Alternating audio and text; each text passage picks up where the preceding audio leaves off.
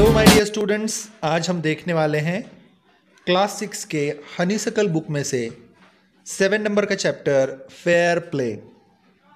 Let's begin with the reading. Jumman Shaikh and Algu Chaudhary were good friends. Jumman Shaikh और अलगू चौधरी नाम के दो अच्छे दोस्त थे। So strong was their bond of friendship that when either of them went away from the village, the other looked after his family. और उन दोनों की दोस्ती इतनी गहरी थी कि अगर दोनों में से कोई एक कहीं दूर गांव से दूर चला जाता तो उसका दूसरा साथी उसके घर वालों का पूरा ध्यान रखता। Both were greatly respected in the village.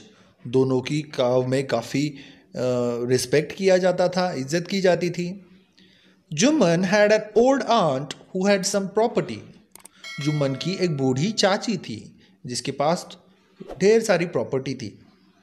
This she transferred to him on the understanding that she would stay with him and he would look after her. और दोनों में ऐसा एक अग्रीमेंट हुआ था कि चाची उसकी सारी प्रॉपर्टी जुम्मन के नाम कर देगी, जिसके बदले में जुम्मन उसका पूरा ध्यान रखेगा, उसे रहने के लिए जगह देगा, खाने के लिए खाना देगा। ऐसा अरेंजमेंट हुआ था। The arrangement worked well for a couple of years. ये जो अरेंजमेंट किया गया था वो कुछ सालों तक तो ठीक चला। देन द सिचुएशन चेंज्ड, लेकिन फिर हालात बदल गए। Jumman and his family were tired of the old relative.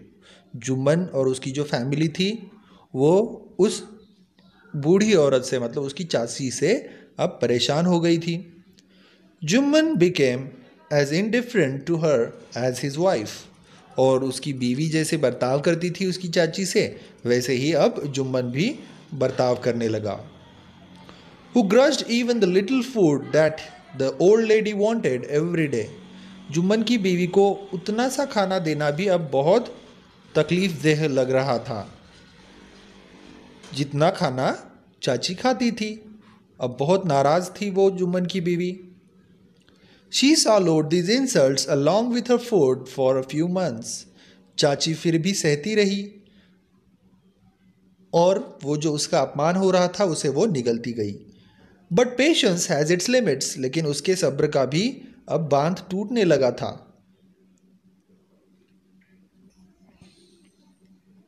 One day she spoke to Jumman. एक दिन वह जुम्मन से बात करने लगी। My son, it is now obvious that I am not wanted in your house. वह जुम्मन से कहती है कि बेटा, अब मैं तुम्हारे घर में मेरी कोई ज़रूरत नहीं है। Kindly give me a monthly allowance so that I can set up a separate kitchen. मुझे हर महीने कुछ पैसे दे दो ताकि मैं मेरा किचन अलग से बना सकूं। My wife knows best how to run the house. Be patient. तो जुम्मन कहता है कि मेरी बीवी को घर कैसे चलाना है वो अच्छे से पता है, तुम थोड़ा सब्र करो। Said Jumman shamelessly. बड़ी ही बेशर्मी से जुम्मन ऐसा कहता है। This made his aunt very angry and she decided to take her case to the village panchayat. और इसकी वजह से उसकी चाची को काफ़ी गुस्सा आया और वह तय कर लेती है कि इस बात को वो पंचायत में, गांव की जो पंचायत है वहाँ पर लेकर जाएगी। For many days the old lady was seen talking to the villagers, explaining her case and seeking their support. कई दिनों तक जुम्मन की चाची उसके गांव वालों से अपनी बात कहती रही, उन सबको बताती रही कि मेरी क्या हालत हो रही है। Some sympathized with her. कुछ लोगों ने उसके साथ सिंपथाइज किया। सिंपथाइज मतलब उसका दुख समझ लिया। Others laughed at her and a few others advised her to make it up with her nephew and his wife. कुछ लोग तो उसकी बातों पर हंस पड़े। कुछ लोगों ने उसे सुझाव दिया कि अपने भतीजे के साथ वो समझौता कर ले। At last she came to Algu Chaudhary. आखिरकार वह अलगू चौधरी, मतलब जो जुम्मन का काफ़ी अच्छा दोस्त था, उसके पास गई। उसने उससे कहा, she spoke to him, you know चाची, Jumman is my best friend. वो चाची को कहता है कि चाची आपको तो पता है जुम्मन मेरा काफ़ी अच्छा दोस्त है।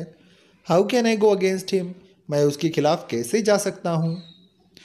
Algu said, but Is it right, my son, to keep mum and not say what you consider just and fair?